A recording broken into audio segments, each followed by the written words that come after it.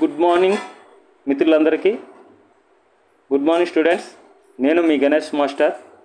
ఇక్కడ మనకి school assistant మెథడాలజీలో ఉన్నటువంటి ఏపీ గవర్నమెంట్ రిలీజ్ చేసినటువంటి బుక్ ఇది. ఈ బుక్లో ఉన్నటువంటి ఫస్ట్ లెసన్ ఏంటంటే గణిత శాస్త్రం అర్థం, స్వభావం, పరిధి. ఈ లెసన్కి సంబంధించి మనకి 43 క్వశ్చన్స్ అనేవి ఉన్నవి. వీటిని 4 పార్ట్స్ కింద డివైడ్ చేస్తూ మనకి ఇక్కడ ఎక్స్ప్లెనేషన్ అనేది ఇవ్వడం జరుగుతుంది. ఇది పార్ట్ 1. ఈ మెథడాలజీ చెప్పే విధానం మీకు అందరికీ నచ్చినట్టయితే ఖచ్చితంగా సబ్స్క్రైబ్ చేయండి. పక్కనే ఉన్న బెల్ ఐకాన్ క్లిక్ చేసుకోండి. నేను అప్లోడ్ చేసే ప్రతి వీడియో కూడా మీకు నోటిఫికేషన్ రూపంలో రావడం జరుగుతుంది. వారానికి మనం మెథడాలజీ క్లాసెస్ అనేవి ఒక 3 రిలీజ్ చేయడం జరుగుతుంది.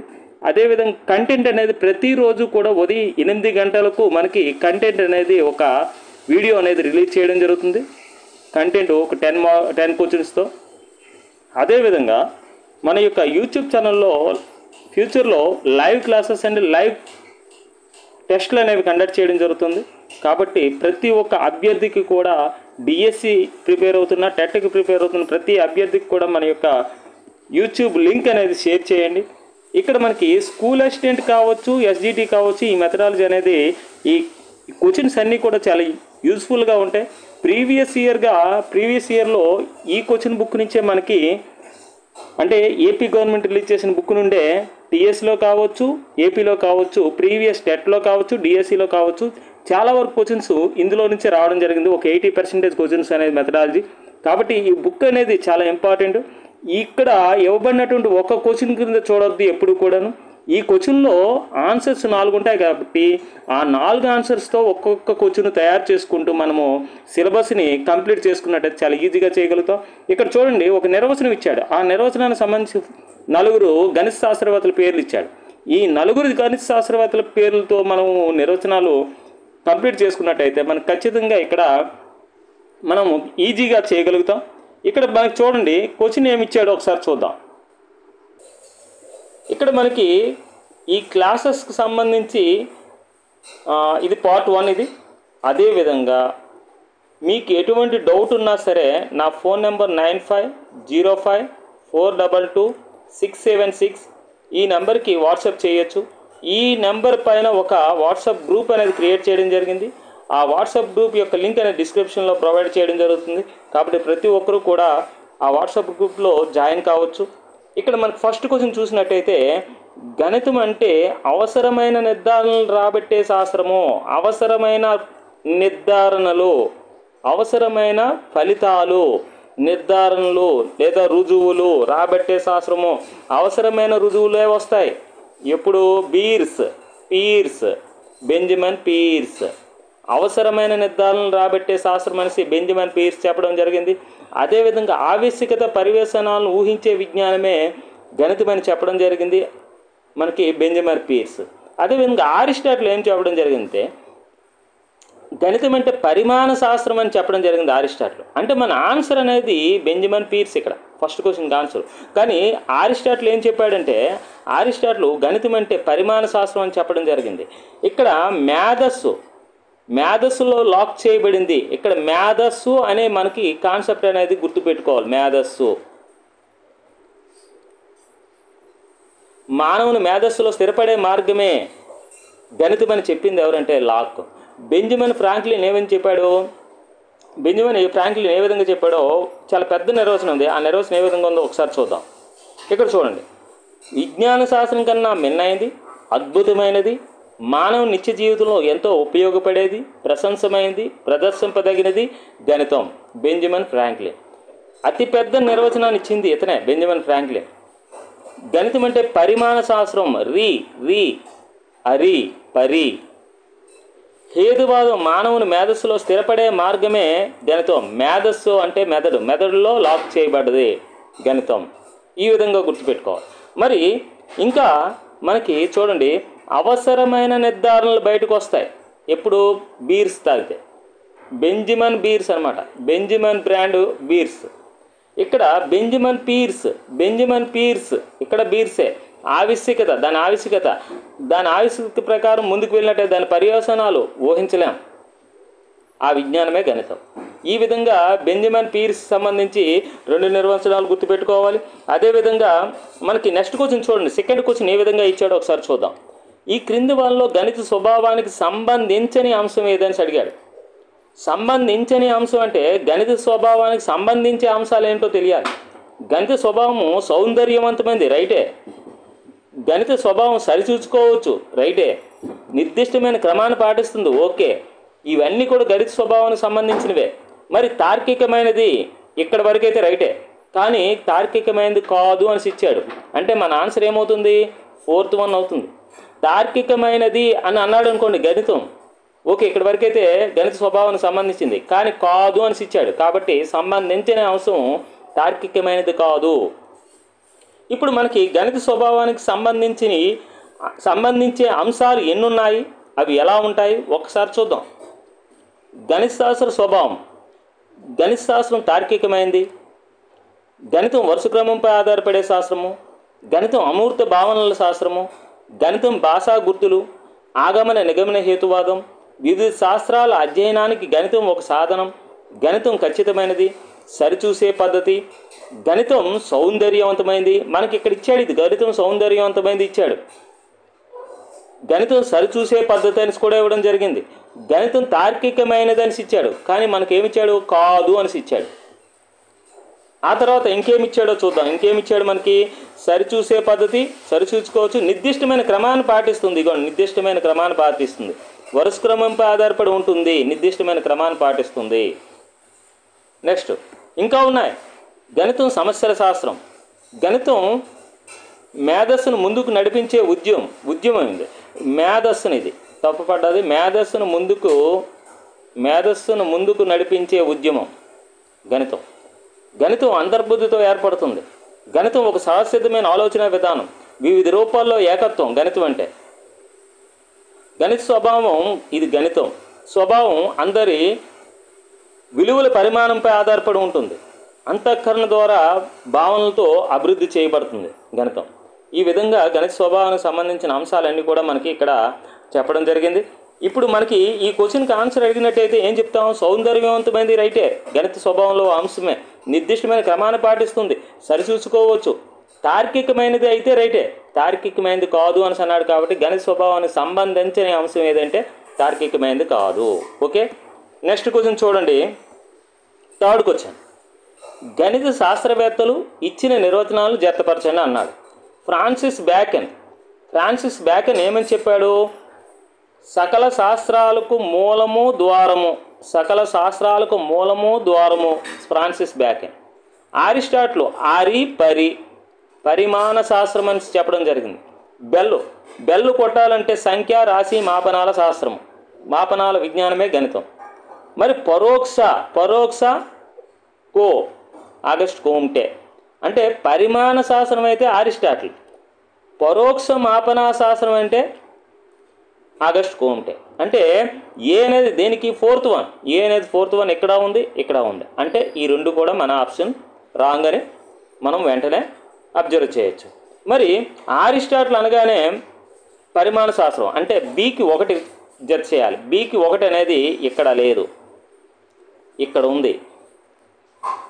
బికి 1 ఎక్కడుంది? ఇక్కడ ఉంది, ఇక్కడ లేదు. అంటే ఈ రెండిట్లో ఏదో ఒకటి తేలవాలి. కాబట్టి బికి 1 అనేది ఇక్కడ లేదు, కాబట్టి ఇది కాదు. మన ఆన్సర్ ఏమవుతుంది? 3వది ఆన్సర్ అవుతుంది ఖచ్చితంగా.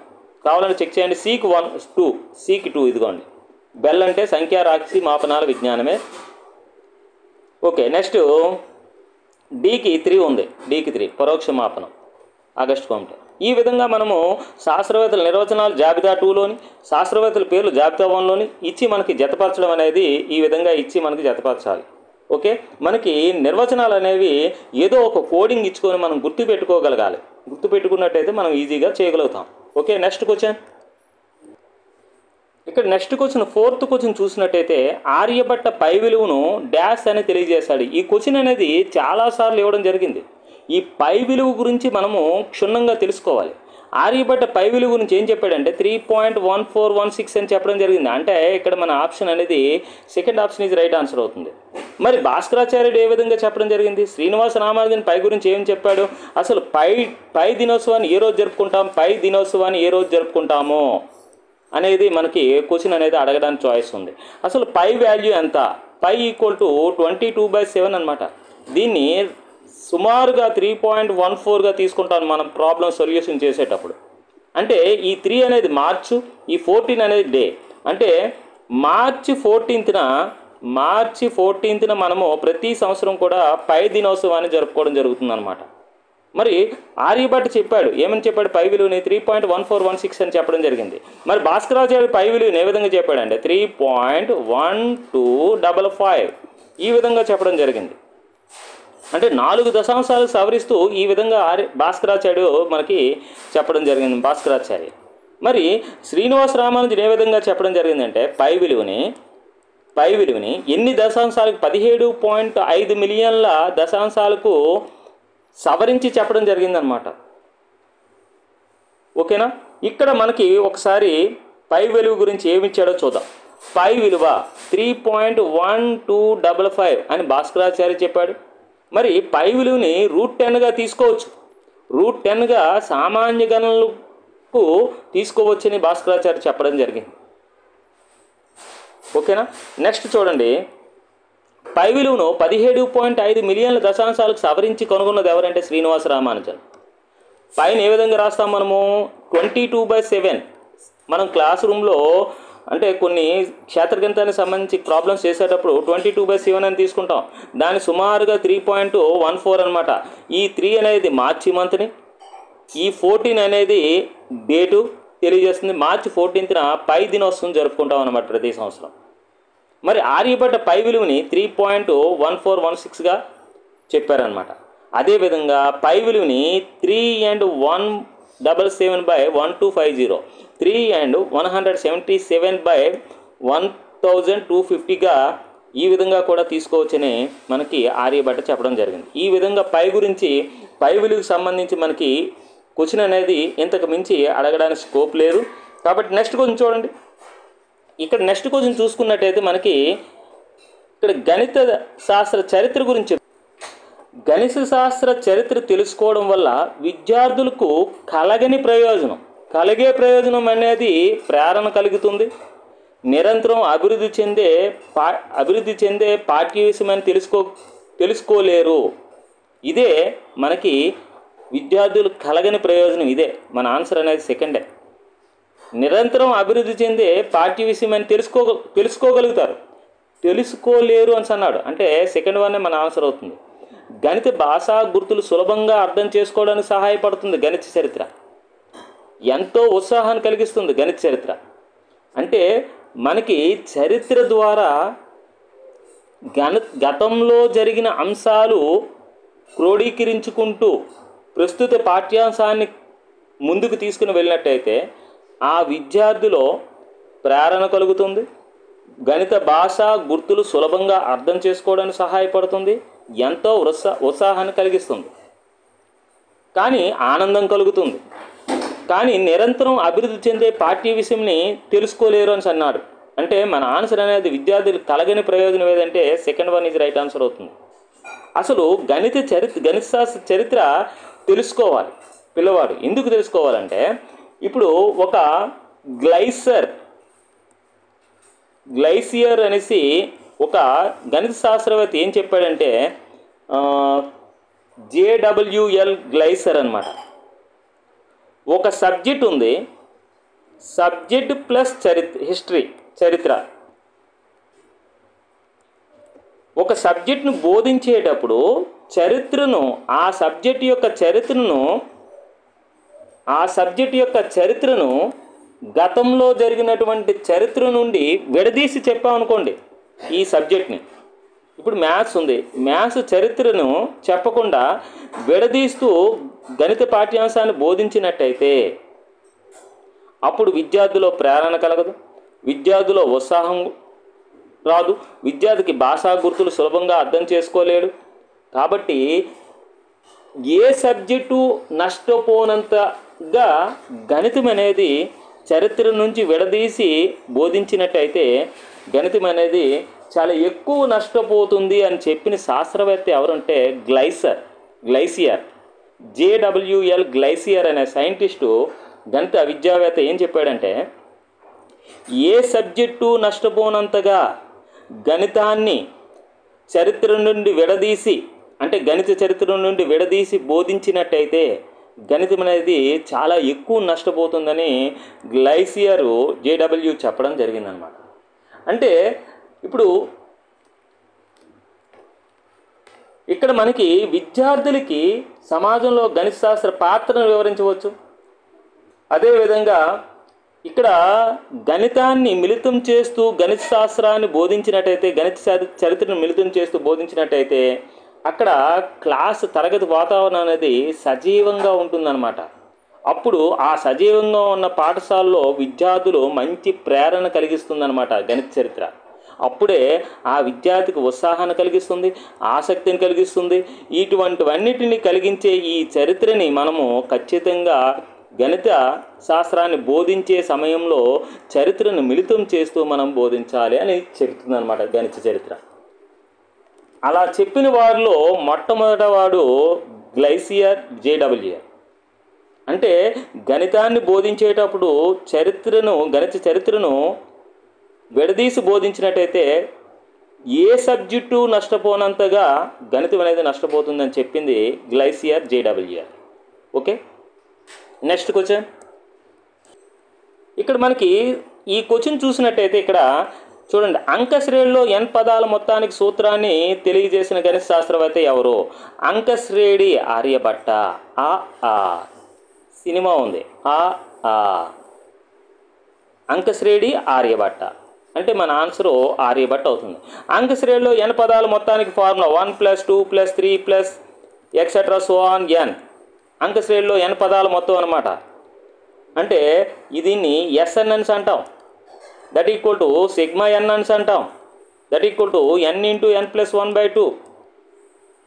సారీ, అంకశ్రేణిలో n పదాల మొత్తం ఇది కాదు, ఇది మొదటి n పదాల మొత్తం ఫార్ములా. ఇది మొదటి n పదాల మొత్తానికి ఫార్ములా. ఇది అంకశ్రేణిలో n పదాల మొత్తంకి formula SN = n/2 × 2a + n - 1 × d. ఇది n పదాల మొత్తానికి ఫార్ములాని తెలియజేసిన గణిత శాస్త్రవేత్త ఎవరంటే అంకశ్రేణి ఆర్యభట్ట. అంకశ్రేణి ఆర్యభట్ట. సినిమా గుర్తుపెట్టుకోండి, అంకశ్రేణి ఆర్యభట్ట. ఓకే, తర్వాత మరి అంకశ్రేణి గురించి అయిపోయింది. మనకి నెక్స్ట్ ఉండేది గుణశ్రేణి. ఈ గుణశ్రేణికి సంబంధించి n పదాల మొత్తం, ఈ గుణశ్రేణికి సంబంధించి n పదాల మొత్తం SN = a × 1 - r/n/1 - r లేదా a × r/n-1/r-1. ఈ రెండు ఫార్ములాల్ని మనకి జామితి నిరూపణ ద్వారా వివరించిన వ్యక్తి ఎవరంటే యూక్లిడ్. అంటే ఈ అంకశ్రేణికి గుణశ్రేణికి చిన్న డిఫరెన్స్ అనేది మనకి శాస్త్రవేత్తల డిఫరెన్స్ అనేది మనకు తెలియాలనే ఉద్దేశంతో నేను చెప్పడం జరిగింది.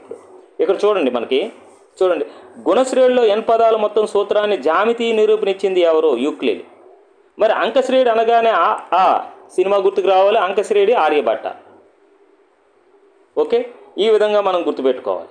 అదేవిధంగా ఇక్కడ మనకి నెక్స్ట్ క్వశ్చన్ చూడండి, బీజగణిత సమస్యల సాధనలో అజ్ఞాత రాశి అంటే ఏంటంటే చలరాశి అన్నమాట.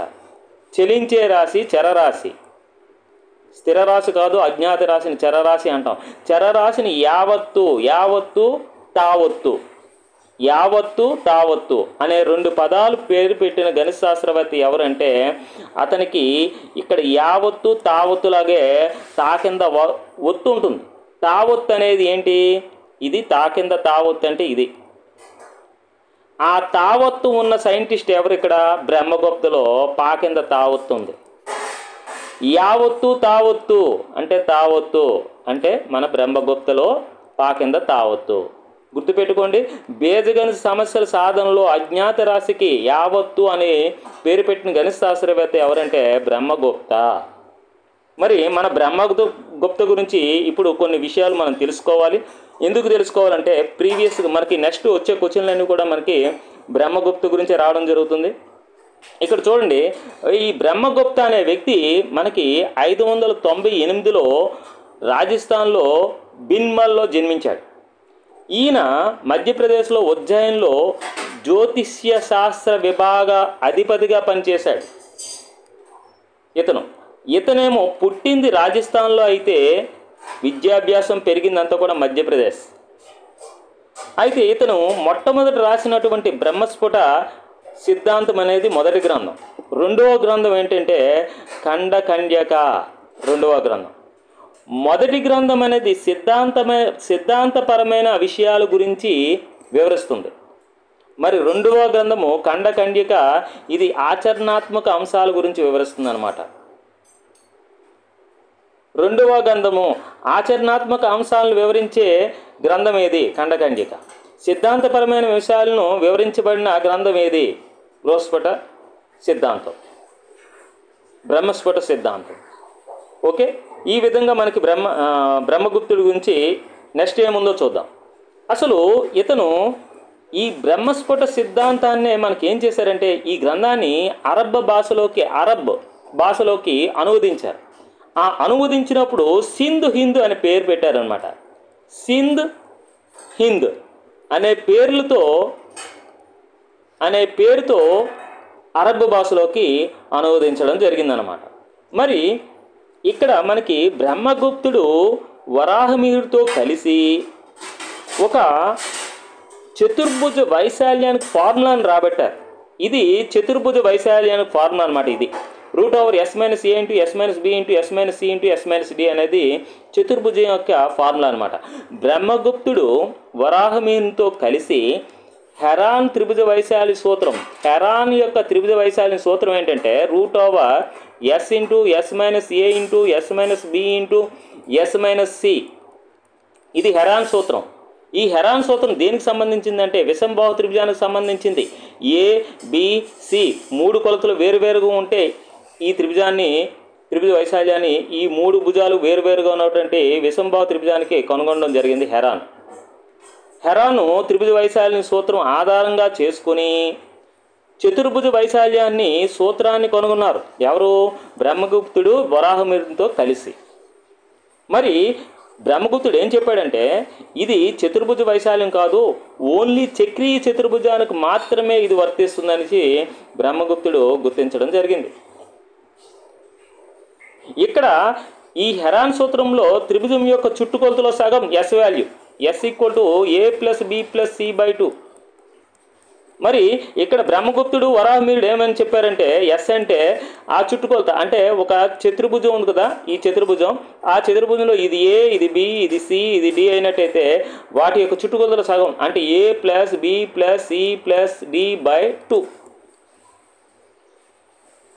అయితే ఇక్కడ మనకి జ్యోతిష్య శాస్త్రానికి కులపతిగా పనిచేశాడు కదా మనకి. అదేవిధంగా ఖగోళ శాస్త్రంలో కూడా ఇతనికి ప్రావీణ్యం ఉందన్నమాట. అంటే గ్రహాలు ఏ విధంగా గమనం చెందుతున్నాయి అని పరిశోధనలో మొట్టమొదటిసారిగా బీజగణితాన్ని ఉపయోగించాడు. బీజగణితాన్ని ఖగోళ శాస్త్రానికి అన్వయించిన మొట్టమొదటి భారతీయుడు ఇతనే.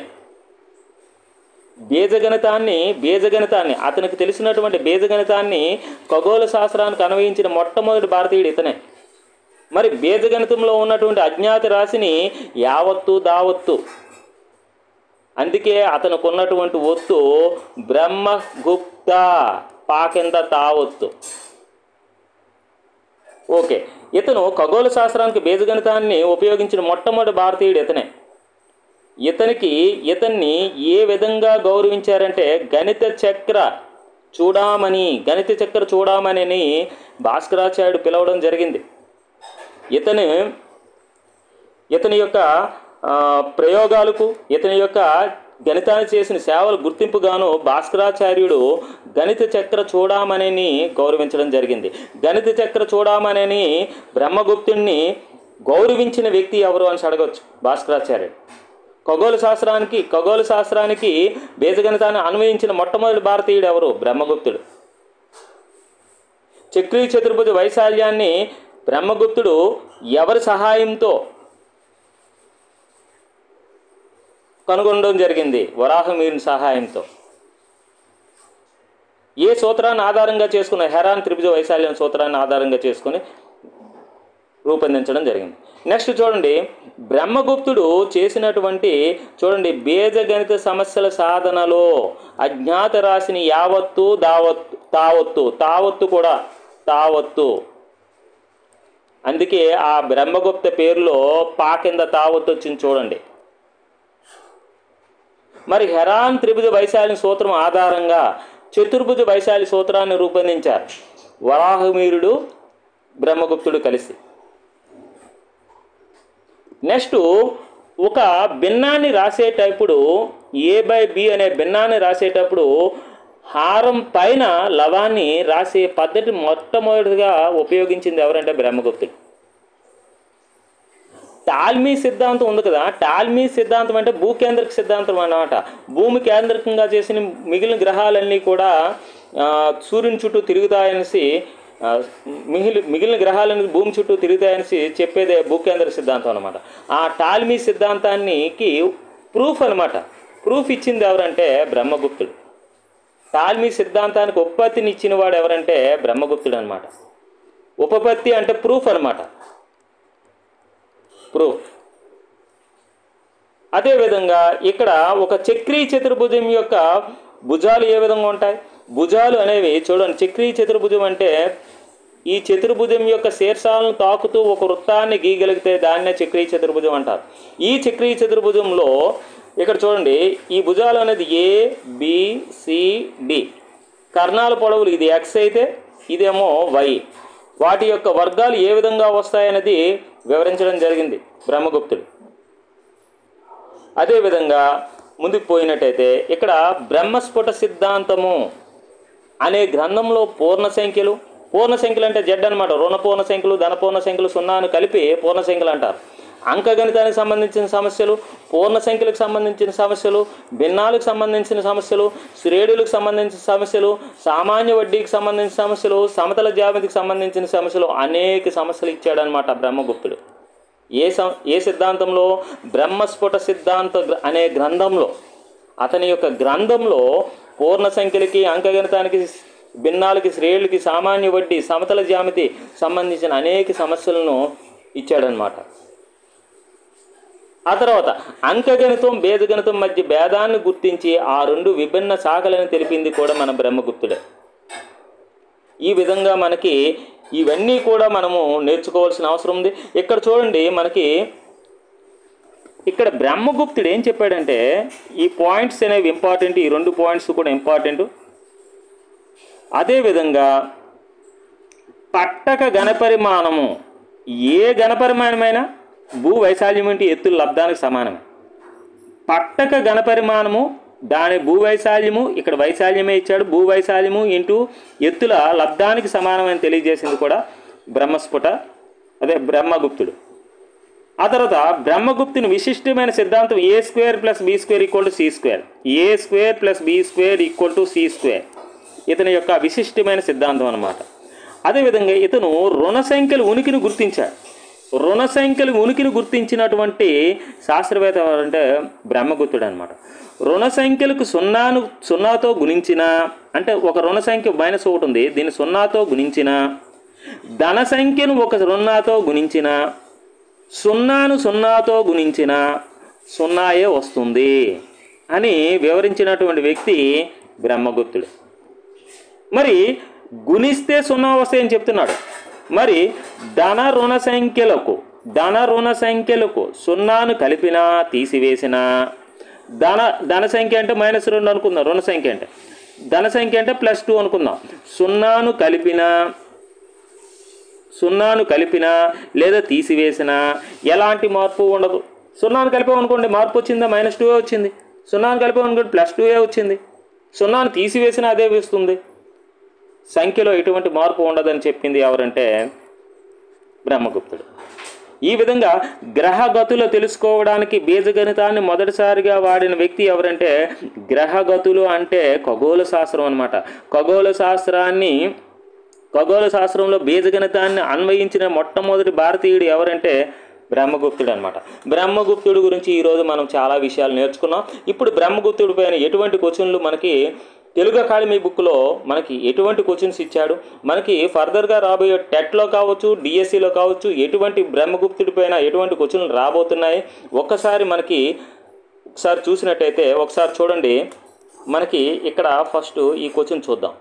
ఇక్కడ చూడండి, బీజగణిత సమస్యల సాధనలో అజ్ఞాత రాశి అంటే ఇప్పుడు ఉదాహరణకి 2x + 7 = 10 ఇచ్చాను అనుకోండి. ఈ ఎక్స్నే అజ్ఞాత రాశి లేదా చరరాశి అంటారు. దీన్నే యావత్తని తావత్తని అని పేరు పెట్టిన గణిత శాస్త్రవేత్త ఎవరంటే బ్రహ్మగుప్తుడు అనమాట. ఓకే, నెక్స్ట్ క్వశ్చన్ చూడండి. ధన రుణ సంఖ్యలకు సున్నాను కలిపినా తీసివేసినా ఎలాంటి మార్పు ఉండదు అని తెలియజేసింది.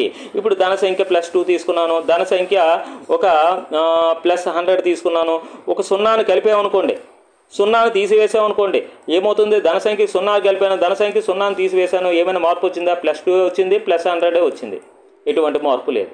ఇప్పుడు ఒక ధన సంఖ్య తీసుకున్నాను +9, ఒక రుణ సంఖ్య తీసుకున్నాను -9, ఒక 0ని సబ్ట్రాక్షన్ చేశాను, 0ని తీసివేశాను, ఏమైనా మార్పు వచ్చిందా? ఇక్కడ +9 వచ్చింది, ఇక్కడ -9 వచ్చింది, ఎటువంటి మార్పు లేదు.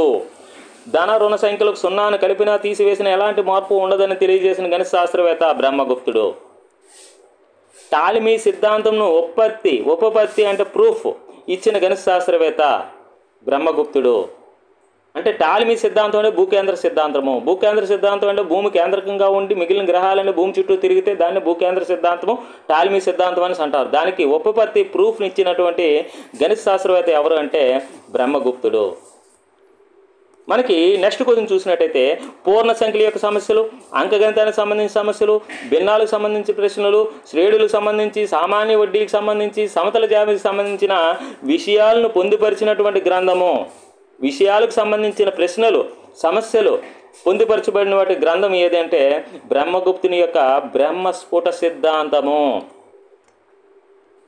ఓకే, నెక్స్ట్ క్వశ్చన్ చూసినట్టయితే హెరాన్ త్రిభుజ వైశాల్య సూత్రం ఆధారంగా చేసుకుని చతుర్భుజం యొక్క వైశాల్యం బ్రహ్మగుప్తుడు సూత్రాన్ని రూపొందించాడు. ఎవరి సహాయంతో? వరాహమిహిరుని సహాయంతో. ఏ సూత్రం ఆధారంగా చేసుకుని ఈ సూత్రాన్ని రూపొందించడం జరిగింది? హెరాన్ త్రిభుజ వైశాల్యాన్ని ఆధారంగా చేసుకొని.